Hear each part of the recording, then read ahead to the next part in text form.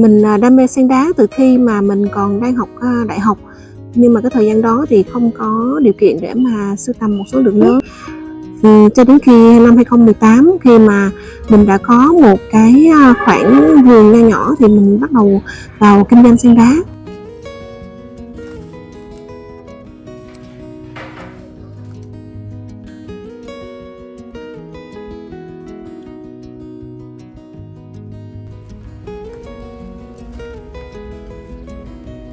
Thời gian đầu khi mình bắt tay vào kinh doanh sen đá thì cũng gặp nhiều khó khăn trong cái khâu vận chuyển, bởi vì kinh doanh của mình chủ yếu là kinh doanh online, các khách hàng chủ yếu là ở những cái tỉnh thành xa, do đó cho nên là cái việc đóng gói và vận chuyển nó cũng gặp nhiều khó khăn.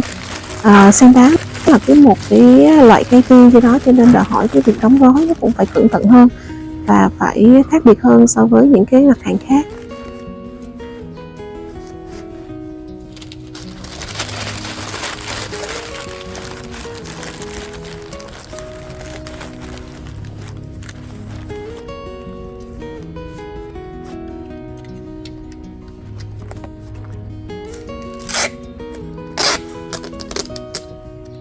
Thời gian đầu khi mới kinh doanh sen đá thì mình gặp rất là nhiều khó khăn, cây chết rất là nhiều, bởi vì là mình không có cái kinh nghiệm để mà trồng và chăm sóc sen đá. Nhưng là sau một cái thời gian mà mình học hỏi tìm tòi các cái kinh nghiệm của những anh chị đi trước, những cái nhà làm vườn, cũng như là mình học hỏi tìm tòi kinh nghiệm ở trên mạng internet, thì mình cũng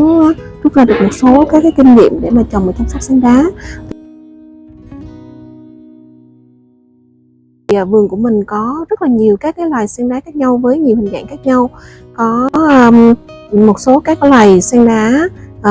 đột biến, cũng có một số các loài sen đá mình nhập từ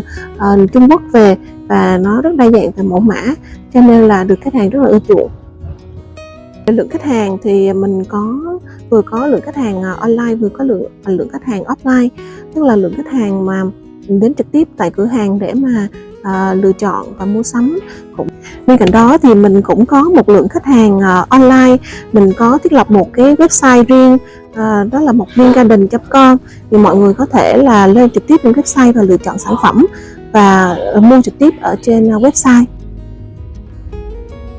Việc chăm sóc sen đá thì cũng không quá khó khăn nếu như mà mình có một cái hỗn hợp đất trồng phù hợp. Đất trồng sen đá ở đây phải là một cái loại đất trồng chuyên dụng dành cho sen đá. Nó phải đảm bảo là vừa thoát nước, thoáng khí, mà lại phải tơi xốp và cung cấp đầy đủ dinh dưỡng cho cây. Ánh sáng cũng rất là quan trọng trong cái quá trình chăm sóc sen đá. Cây thì đòi hỏi là phải có đầy đủ ánh sáng, ít nhất là tầm 4 cho đến 8 tiếng mỗi ngày để mà có thể là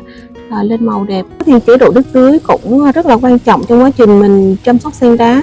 bởi vì sen đá thì nó không có cần nhiều nước như những cái loài cây cảnh khác, do đó cho nên một tuần mình chỉ cần tưới 1 cho tới 2 lần là đủ.